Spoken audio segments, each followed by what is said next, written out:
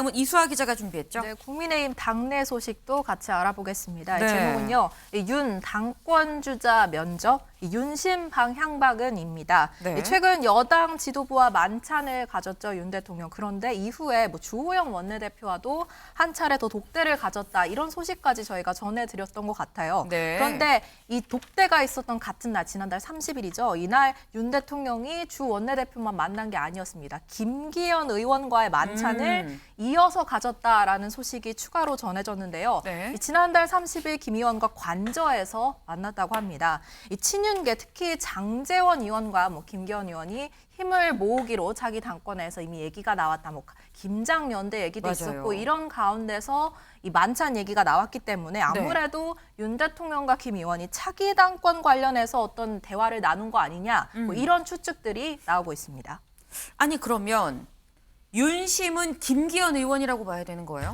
아직은 좀 단정하기 어려울 것 같은 게요. 네. 저희가 안에 소식을 좀 들어봤습니다. 네. 뉴스리에서 예고해 드렸는데 한 여권 관계자에 따르면은 이 주호영 원내대표와 같은 날 만난 건 맞는 것 같은데 네. 이 윤 대통령이 김기현 의원뿐만 아니라 네. 앞으로 이 차기 당권 주자들, 당권에 도전하겠다라고 말한 사람들을 모두 돌아가면서 한 번씩 다 부를 것이다. 뭐 이런 얘기가 나왔습니다. 여권 관계자 발이고 네. 그러니까 아직은 뭐 최종 윤심이 김기현 의원으로 굳혀졌다라고 네. 말하기는 좀 시기상조인 부분이 없지 않은 것 같고요. 네. 이 주호영 원내대표 얘기를 들어보면 또 딱 들어맞는 게 윤 네. 대통령을 벌써 2번이나 만나고 왔는데도 주호영 원내대표 이렇게 말하기도 했습니다. 듣고 오시죠.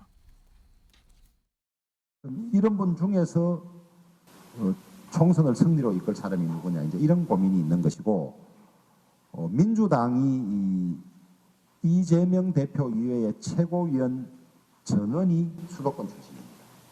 수도권 출신인데 지역구 의석의 절반이 수도권에 있는 상황에서 수도권 대책이 되는 대표여야 한다. 첫째. 그 다음에 MZ세대에 인기 있는 대표여야 한다. 그 다음에 휘둘리지 않고 공천을 안정적으로 해야 된다. 이 조건을 놓고 보면 이걸 맞추는 사람이 누가 있느냐, 이런 의문이 있어서 다들 성에 차지 않아 합니다. 네, 결국 한마디로 누구 하나 마음에 드는 사람이 없다 이건데요. 네. 이 말에 직접 아니, 한숨을 쉬고 그래요, 민수 기자. 당권 주자가 워낙 많기 때문에 네. 이 말에 직접 이해 당사자라고 볼 수 있는 당권 주자들이 입을 열었습니다. 네. 김기현 의원 어제 SNS에 수도권 출신이어야 총선을 이길 수 있다는 주장은 지양해야 한다라며 자신의 어떤 기반 지역에 대해 방어하는 듯한 이야기를 꺼냈고요. 네. 지난주 저희 프레스룸에도 나왔었죠. 윤상현 의원도 주 원내대표의 성에 차지 않는 저도 성에 찰 때까지 더 노력하겠다라며 이 당권에 대한 의지를 드러냈습니다. 네. 김준일 대표님. 예. 지금 윤 대통령이 뭐 다 돌아가면서 볼 것 같으면 당권 주자 뭐 면접 보는 거 아니냐라고 사실 생각이 될 수도 있거든요. 그럼 주호영 원내대표가 마음에 드는 사람이 없다. 이게 윤심의 마음인 걸까요? 어떻게 보십니까? 그러니까 여기에 굉장히 많은 게 좀 숨어 있어요. 네. 일단은 이런 거 하라고 관저 정치를 우리가 좀 이렇게 용인한 게 아닌데 관저 정치라고 하면은 여당도 부르지만 야당도 부르고 시민사회 뭐 이런 다양 원로들도 듣고 이런 거를 하라고 관저 정치인데 지금 딱 여당의 당대표만 후보들만 따다다닥 불러서 하는 거. 네. 그것도 굉장히 이상하고, 그러니까 그럼 대통령 마음에 드는 사람만 당대표를 해야 되나요? 그러니까 이게 너무 노골적인 당무 개입이라서 저는 깜짝 놀랐어요. 역대 대통령 중에 이런 식으로 당대표 후보자들을 면접한 사람이 누가 있었나요? 그러니까 예전에 이제 총재 시절에 뭐 김대중 당대표하고 대통령이 하던 시절 이후에 분리된 이후에는 최소한의 당하고의 살짝 거리는 뒀거든요. 네. 외견상으로 어떻게 몰래 불러서 이렇게 뭐 얘기도 하고 그랬지만은 너무 노골적이다. 사실은 이게 저는 약간 이게 당연하게 받아들이면 안 된다고 봅니다. 이게 약간 비정상적인 상황이에요. 그러니까 네. 당대표를 면접을 하는 상황. 그리고 그러면은 다 부를 것 그랬거든요.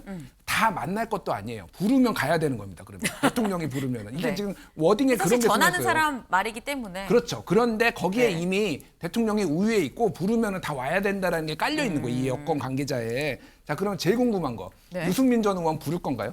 당대표 후보군에. 그러니까 궁금해집니다. 저도 궁금한데 네. 이 안에서도 정말 누구를 부르고 누구를 안 부르는지를 가지고 또 정치를 하고 누군가는 갈라지는 이런 상황이 올 거라는 거예요. 저는 그래서 굉장히 부정적으로 봅니다. 이런 거는 은근히 좀 하셨으면 좋겠는데 뭐 이미 노골적으로 하셨으니 일단 뭐 좀 뒤를 봐야 될 것 같아요. 예. 네.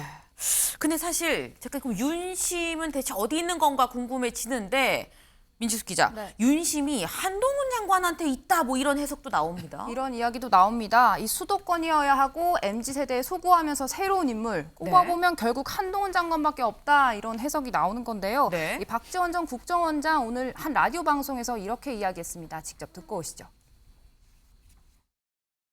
주호영 원내대표가 아주 신중하신 분이거든요. 예. 지금 당대표로 나온 사람들 성에 차지 않는다. 그러면서 다시 한동훈 얘기가 나오니까 저도 대표를 나오지 않고 내후년 총선에 나올 것이다. 그랬는데 기류가 바뀌는 것 아닌가. 결국 윤 대통령의 성에 차는 후보는 한동훈인가. 더 이렇게 한번 띄워가지고 윤심이 한동훈에 있다 하는 것을 띄웠을 때 국민 반응과 당원 반응을 보는 것 아닌가. 네, 하지만 주호영 원내대표 자신의 발언이 한동훈 장관의 힘을 실어주는 게 아니냐 이런 분석이 나오자 네. 이 특정인을 염두에 둔 건 아니다라며 어디까지나 일반론을 이야기했다고 선을 그었습니다. 윤영걸 대표님 짧게 여쭤보겠습니다. 지금 보니까 뭐 박지원 전 원장부터 야권에서 약간 이렇게 얘기를 하고 있는 것 같아요. 한동훈 장관이 윤심이다 어떻게 보십니까? 저는 그건 박지원 그 전 국정원장이 네. 그냥 하는 얘기 수리수리 마술이다. 그냥 수리수리 분석이다. 마술이다. 저는 신빙성 전혀 없다고 봅니다. 왜냐하면 한동훈 장관이 당 대표로 나간다? 그러면은 지금 대장동 수사부터 서해 사건부터 네. 모든 탈원전부터 정치보복 프레임에 그대로 빠져들어가는 거예요. 그리고 국회의원이나 대권까지는 정치 초보가 할 수 있는데 네. 당 대표는 정치 그 검찰하던 사람이 법무부 장관하다가 바로 당 대표 간다? 이거는 그 정당 정치를 완전히 무시하는 거라 윤석열 정부가 굉장히 어떻게 보면 치명적인 실수가 될 가능성이 있어요. 가장 순리는 저는 법무부 장관 잘 하고 네. 2024년 총선에 나가서 국회의원 하고 그다음에 2027년 대권 도전하고 네. 이 순리를 놔두고 왜 당 대표를 해요? 그러면 당도 망하고 대권도 다 엉터리가 되는데 저는 박지원 전 의원 그냥 하는 얘기라고 봅니다. 네, 윤 대표님 너무 구체적으로 이 한동훈 장관의 앞으로 이 정치 행보를 짜주셔서 나중에 한 장관 캠프에 가시는 건 아니겠죠? 네,